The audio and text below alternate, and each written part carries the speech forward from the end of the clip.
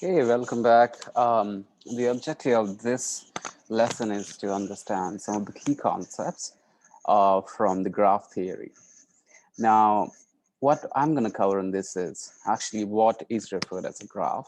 I'm going to cover up some of the basic concepts of properties of graphs, roots of graphs, and adjacency matrices. So let's get started with the concepts that are linked with this particular unit.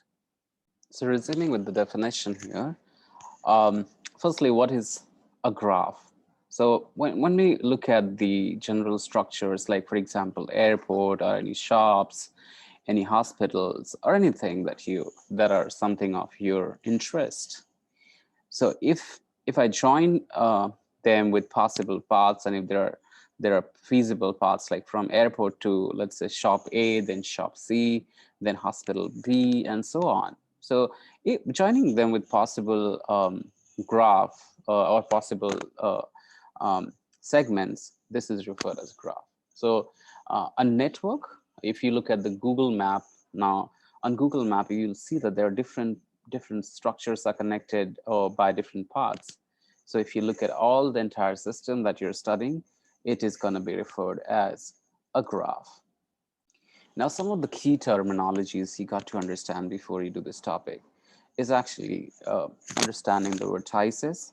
Okay, so what are the vertices? So when you look at in any graph or network, a particular point which is you have taken is referred as a vertex.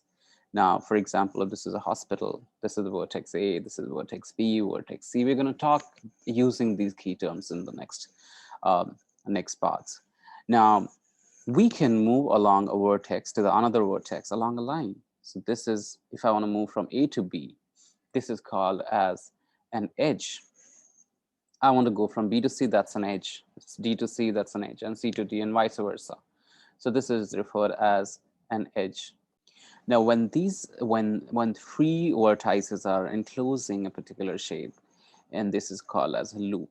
So every now graph or every network might have a particular loop, or it might not have a loop.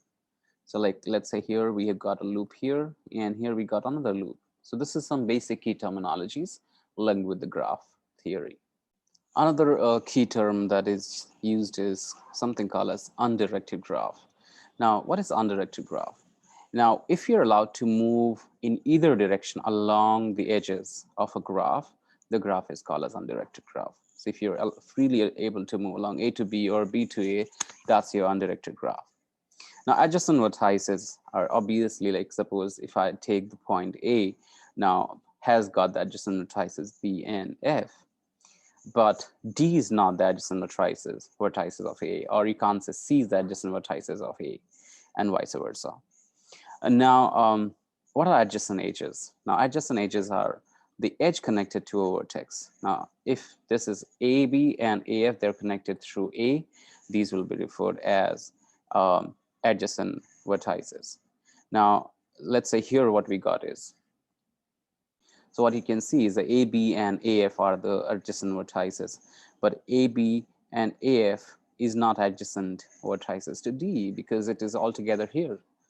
AB and BF, BE that you talk here, they are adjacent vertices. AB and BC are the adjacent vertices. So this is the number of edges that pass through here is basically at B, there are 3 adjacent edges. And here A, this is AF and AB, these are the 2 adjacent edges here. So the third part, which is the degree of a vertex, is the number of edges connected to it. So now when you look at the point A, it is connected with 2 of these edges. So that is nothing but so the degree of A is 2.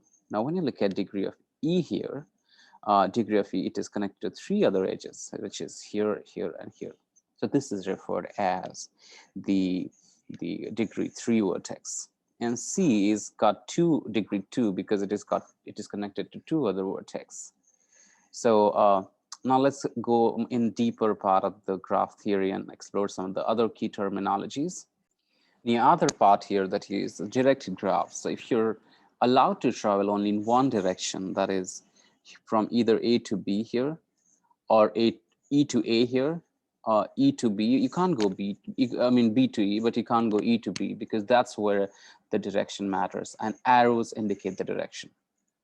So in this, the degree of a vertex is the number of edges coming into the vertex. So earlier we took the number of edges just connected, but here number of vertex coming into the vertex. Now, for example, um, out of the point A here, if you look at the degree of this vertex, actually in this case it's just 1. Okay, now when you look at the vertex E, they got 2 incoming edges, so that is referred as a degree 2. And in degrees 2 and out degree is actually 3. So if you look at 1, 2, and 3 at E, so the 3 points are pointing outwards. So this is how you refer the basic key terms of the graph theory. So now let's take 2 examples on the concepts that are linked with the basic key terminologies. Now let's do the question number 2 first. Now for the directed graph here, now directed graph because it got directions everywhere. Now for the vertex P in degrees, now when you look at the vertex P here, the in degree is actually only 1 because there is only 1 vertex is coming, and the out degree is going degree outside the edges that are, you can see that are pointing outwards there too. Now Q, if you notice here at Q, the in is 1 and 2, and that's it. So here Q2 and outwards are 1, 2, and 3. So that's how you do this. Now at R, what we get is at R, there is only 1 incoming. So it is 1 incoming and 1 outgoing. At S that you notice here is that 1 incoming and 1 outgoing. So it is 1 incoming and 1 outgoing. At T, you notice is 1, 2, 3, 1, 2, and 3 incoming, and outgoing that you notice is 1 and 2. So this is outgoing from T here and here. At U that you notice is the incoming is actually just 1, and here is another one, 2. So it is incoming is 2, and the outgoing is, that is this one, which is 1. So so just cross-check these answers. Now describe how could you get from S to R? So how could you get from S to R? So now when you start from S to R, you got to go from first, okay, I can't go this way. So you go from S to T, then you go from, let's say I could go either this way, or then again, there's a blockage, I can't go here. So you take a path that is allowing you to go freely. So you go from T to P, then you go from P to Q, and then there is a incoming row. So you could go from Q to R. So you could take from S to R via S to T, then you go from T to P, then you go from P to Q, and then you go from Q to R path, and then you reach to the point R. So this is how you basically do this kind of key concepts. And let's take another example. So the other example I'm taking is example number 4. That is a network of the road is connected with the towns P, Q, R, S, and T. Now P is connected to Q, S, and T. Q is connected to P, R, and S. R is connected to only Q, and S is connected to P, Q, R, and T is connected to P and S. How could you tell from the given information that the graph is directed or not? Can you draw the information that is given in the question into a graph form? So you can just pause this and you can try, and then you can check your answer a little later. So now if you look at this problem, that S is connected to Q and T, Q is connected to P, R, and S, and S is also connected to T. So you notice that S is connected to many vertices. So I'm just going to start with S first here. So S, let's say, is here. And if I take here P, Q, R, and T. Now let's see if there are any edges that cross each other. If they cross, you got to reposition them accordingly. Now P is connected to Q, S, and T. So P is connected to Q, S, and T. So if I look at here, it is connected to this path here.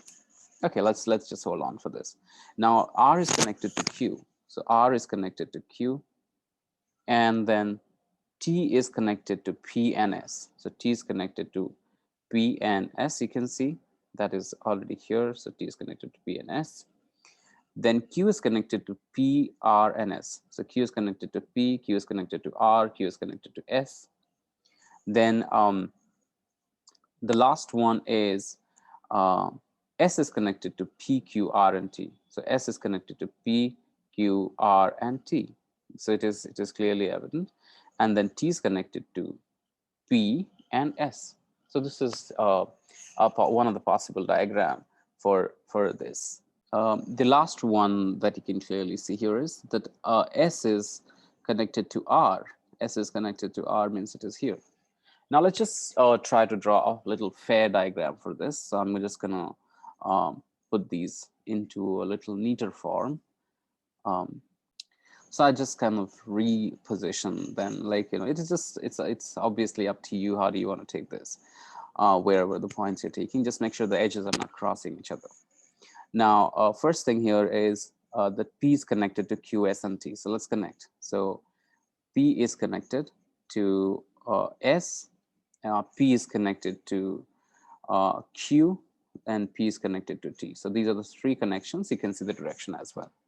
Q is connected to P, R, and S. So Q is connected to P. So that means it starts like this as well as it goes here. And Q is connected to R. So Q is connected to R. Then as S as well. So Q is connected to S. Now R is connected to Q. So R is connected to Q. It means from here there is a other way around as well. Now S is connected to P, Q, R, and T. S is connected to P, so it is going to go the other way around as well. So it is S is connected to P here, then S is connected to Q, so it is this way as well, and S is connected to R, S is connected to T, and T is connected to P and S. So T is connected to P as well as T is connected to S. So here is a little more clear representation with the uh, uh, given situation. Can you tell if this is a directed graph? So when you look at the graph, you can clearly see that almost all the rows that you see, they have got both the arrows, but only one, which is S to R, is only one direction. Now, if this would have been this way as well, what you could have got is you could have said that this is possible. Okay, you could say that this is undirected graph, but since it is only one way, you will say this graph is actually a directed graph. So I hope these key terminologies are helpful, and now the next video will be on advanced graph theory concepts.